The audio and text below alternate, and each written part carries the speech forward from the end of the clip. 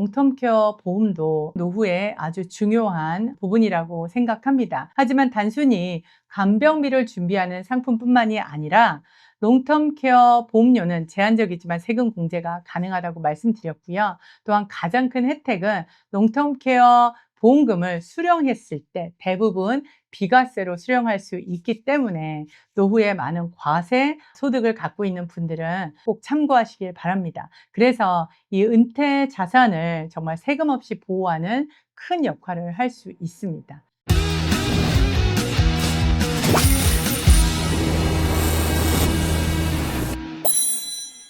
안녕하세요. 신진아입니다. 롱텀 케어 보험은 단순히 노후 간병비를 준비하는 보험이라고만 생각하시는데요. 동시에 세금 혜택을 받을 수 있는 좋은 절세 도구가 될 수 있습니다. 오늘은 롱텀 케어 보험이 제공하는 두 가지 핵심 세금 혜택에 대해서 알려드리겠습니다. 첫 번째는 롱텀 케어 보험, 장기 간병 보험이 비과세 혜택이 있습니다. 또한 두 번째는 이 롱텀 케어 보험료 에 대해서 세금 공제 혜택이 있습니다. 자, 첫 번째, 롱텀 케어 장기 간병 보험의 비과세 혜택에 대해서 설명드리겠습니다. 이거를 설명하기 전에 이 보험금을 어떻게 수령하는지에 대한 종류를 먼저 이해하셔야 됩니다. 그래서 이 롱텀 케어를 가입하시기 전에 내가 나중에 이 롱텀 케어 보험금을 받을 때 수령하는 방법이 어떤 건지를 정확히 이해하시고 구매를 하시기를 당부드립니다. 첫 번째 방식은 reimburse, 즉 상환형 방식입니다. 이게 뭐냐면 실질적으로 롱텀 케어에 들어간 간병인 비용과 병원 비용과 롱텀 케어 퍼실리티, 예를 들어서 뭐 요양원 비용 이런 것들을 여러분이 먼저 지불을 하시고요. 영수증을 제출한 다음에 보험회사로부터 환급받는 방식입니다. 그런데 약간 불편한 부분이 뭐냐면 청구 절차가 조금 번거롭고요. 그리고 앞서 영상에서 말씀드린 것처럼 미국에 이런 롱텀 케어 간병인이나 롱텀 케어 요양원이나 이런 비용들이 굉장히 비쌉니다. 그래서 이것을 내가 노후에 은퇴 자금에서 먼저 지불을 하시고 나중에 환급을 받는 방법은 어떤 분들에게는 굉장한 큰 부담이 될 수 있습니다. 또한 정해진 그런 롱텀 케어에 필요한 부분에 대해서만 환급을 받을 수 있기 때문에 간병 활동에 아주 제한적일 수 있습니다. 예를 한 가지 들면 실제 간병비로 들어간 비용이 8,000불이었다라고 가정하고요. 이 롱텀 케어 보험에서 리임버스 해준 금액이 8,000불이라고 했을 때 이런 경우 이 보험금은 일반적으로 전액 비과세로 취급됩니다. 자, 두 번째 방식은 인디미리 방식, per diem이라고 또 부르기도 하고요. 또 어떤 경우는 캐시 인디미리 방식도 있습니다. 많은 분들이 선호하는 방식인데요. 실제 비용과 관계없이 정해진 금액을 지급받는 방식입니다. 예를 들어서 처음에 가입하실 때 하루에 뭐 100불, 200불, 300불, 400불, 500불 뭐 그 이상으로 내가 앞으로 이런 장기 간병 비용이 필요할 때 계약한 금액을 내가 받는 방식입니다. 하루에 얼마씩.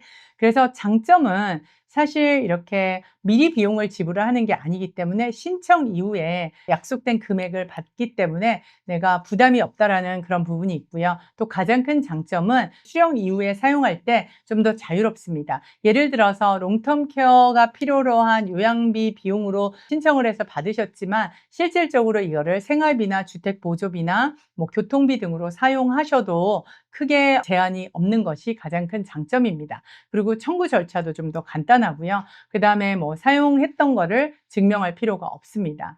단점은 이게 하루에 IRS가 정한 비과세로 인정해주는 펄딤 한도가 있는데요. 이 한도가 넘어섰을 때 어떻게 썼냐에 대해서 세금을 낼 수도 있고 안 낼 수도 있습니다. 자, 설명을 한번 드리겠습니다. IRS가 발표한 2026년도 롱텀 케어 펄딤 비과세 한도가 있는데요. 2026년 경우는 하루에 430불입니다. 매월 기준은 13,000불 정도이고 1년에 156,900불입니다. 즉 이 금액까지는 올해 롱텀 케어는 비과세로 인정이 됩니다. 이 롱텀 케어 펄딤 비과세 한도는 미국 세법에 근거해서 정해지는데요. IRS가 법으로 정한 인플레이션 조정 공식에 따라 매년 발표되고 매년 조금씩 이 비과세 한도가 늘어나고 있습니다. 앞서 말씀드린 리임버스 방식과 인디미리 지급 방식 모두가 다음과 같은 조건이 충족돼야지 비과세로 인정받습니다. 그래서 여러분들이 롱텀 케어를 받으셔서 이 비과세 혜택을 받기 위해서는 구입하시는 롱텀 케어가 텍스 퀄리파이드 롱텀 케어 보험인지 확인하셔야 되고요.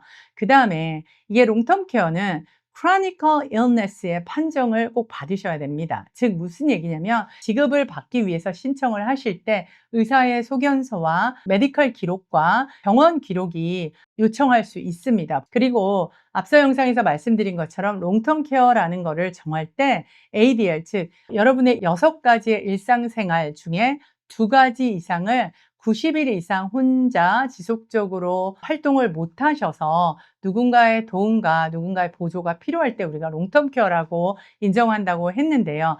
이 조건이 되어야만이 롱텀 케어 지급이 되고 지급 또한 비과세로 인정됩니다. 그렇다면 이런 질문을 할 수 있습니다. IRS가 정한 per diem 금액, 즉 비과세 per diem 금액이 초과했다면 어떻게 되나요? 예, 롱텀 케어 보험금이 IRS가 가정한 롱텀 케어 per diem 금액의 비과세한도를 초과했다면 그 초과된 금액은 과세가 될 수 있습니다. 하지만 중요한 건 실제로 초과했다고 무조건 과세되는 건 아닙니다. 예를 한 가지 들어보겠습니다.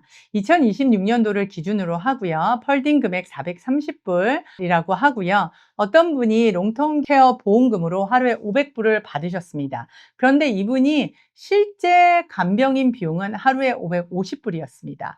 이 경우에는 전액 비과세가 될 수 있습니다.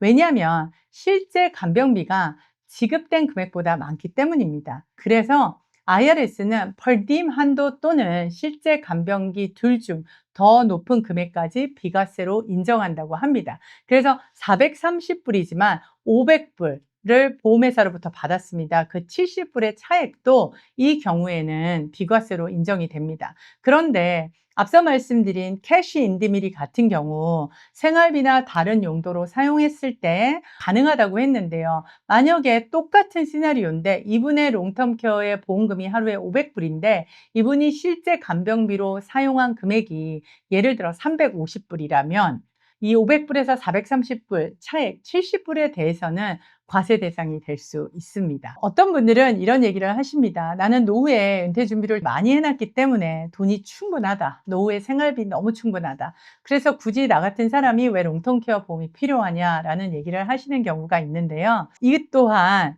만약에 여러분이 준비해 놓으신 노후 자산이 다 과세 대상의 자산이라면 어쩌면 이 롱텀 케어 보험의 비과세를 잘 이용하신다면 세금 절약과 자산을 좀 잘 지키는 방법이 될 수도 있습니다. 그래서 어떤 분이 예를 들어서 생활비는 충분한데 그래서 나는 충분하기 때문에 IRA나 갖고 있던 401k에서 굳이 돈을 다 인출하지 않고 RMD 금액만 수령하고 계시고요. 그 다음에 브로커리지 어카운트에 있는 뭐 주식이나 이런 것들은 굳이 필요하지 않기 때문에 지금 꺼내지 않고 있는 상황일 경우 만약에 여러분이 이런 노후에 롱텀 케어의 베네핏이 필요하셔서 널싱홈을 가시거나 이런 간병비가 필요하셔서 그런 곳에서 추가 비용을 인출한다면 현재 내시는 소득세보다 더 많은 소득세를 내셔야 될 수 있고 또한 자산을 팔았을 때 캐피털 게인 텍스를 내실 수도 있고요. 또 이것이 인베스트먼트에 있는 수입이라면 Net Investment Income Tax 3.8%를 더 지급해야 되는 일이 발생할 수 있습니다.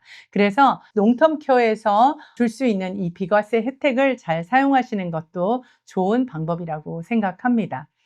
두 번째로 롱텀 케어에 지불하는 보험료 이것이 세금 공제 혜택을 받으실 수 있습니다. 즉 이것도 조건이 여러분이 가입하시는 보험이 Tax Qualified Long-Term Care 보험이어야 합니다. 이 Tax Qualified Long-Term Care 보험은 IRS가 인정하는 의료비로 구분되기 때문에 일정 조건이 충족될 때 세금 공제가 가능합니다. 자, 개인이 가입한 경우를 한번 보겠습니다. 사실 개인은 롱텀 케어 보험료를 납부하면 아까 말씀드린 것처럼 일부 조건 하에 의료비로 공제할 수 있습니다. 하지만 여기에는 몇 가지 조건이 있습니다. 여러분이 스탠다드 디덕션으로 세금 보고를 하실 경우는 안 됩니다. 그래서 스케줄 A에 있는 아이템아이즈 디덕션을 이용하시는 경우에만 해당이 되고요. 또 롱텀 케어 비용이 똑같이 의료비가 AGI의 7.5%를 초과할 경우에 혜택이 되고 또 나라에서 정한 연령별 공제 한도가 적용이 됩니다. 그래서 사실은 개인 경우에는 너무 안타깝게도 공제는 가능하지만 실제 혜택을 받는 금액과 실제 혜택을 받는 사람들은 모든 분들이 아니라 좀 더 제한적일 수 있습니다. 그러면 두 번째 자영업자의 경우를 보겠습니다. 자영업자가 내가 자신을 위해서 납부한 롱텀 케어의 보험료를 공제받을 수 있습니다. 개인보다는 조금 더 유리하지만 이것도 제한과 조건들이 있기에 전액 공제는 사실 쉽지 않습니다. 그래서 반대로 이거는 또 표준 공제를 꼭 사용하더라도 공제 가능하고요. 꼭 스케줄 A의 항목 공제가 없어도 가능합니다. 자, 세 번째는 법인을 갖고 계신 분들이 직원을 위해서 롱텀 케어를 가입하시고 그 프리미엄을 내시는 경우에는 모두 비즈니스 익스펜스, 사업 경비로 공제하실 수 있고요. 건강보험, 직원들에게 주는 복리후생의 어떤 건강보험 혜택과 같이 처리할 수 있습니다. 대부분의 직원들 경우에는 W2 소득에 포함되지 않기 때문에 세금 부담이 없고요. 회사도 절세하고 직원도 혜택을 받을 수 있습니다. 단 이게 Ccorp이냐 Scorp이냐에 따라서 오너의 경우 조금 다른데요. Ccorp 경우가 사실은 롱텀 케어에 프리미엄을 디덕션을 받을 수 있는 가장 좋은 조건입니다. 회사가 모두 비용 처리를 할 수 있고요. 오너에게 지급되는 그 롱텀 케어 비용에 대한 것도 오너의 과세소득에서 제외가 됩니다. 또한 연령 한도 없이 전액 공제 가능하고요. 그래서 Ccorp이 세법상 가장 강력한 혜택을 받는 구조입니다. 이 롱텀 케어에 대해서는. 그리고 Scorp 같은 경우는 2% 이상의 초과되는 주주의 경우는 직원하고 좀 다르게 취급이 됩니다.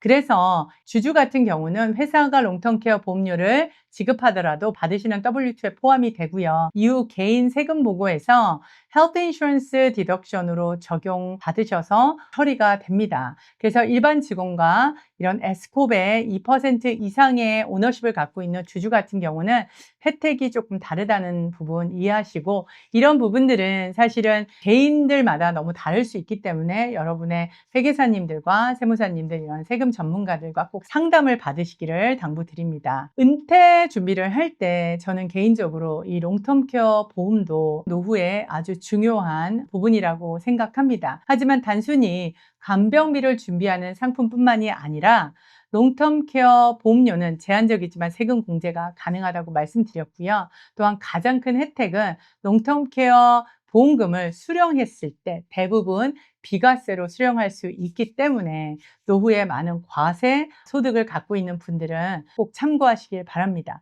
그래서 이 은퇴 자산을 정말 세금 없이 보호하는 큰 역할을 할 수 있습니다. 그리고 제한적이지만 자영업자나 사업주들 또한 이 롱텀 케어 보험금을 통해서 세금 혜택을 받을 수 있는 그런 큰 장점들이 있습니다. 감사합니다.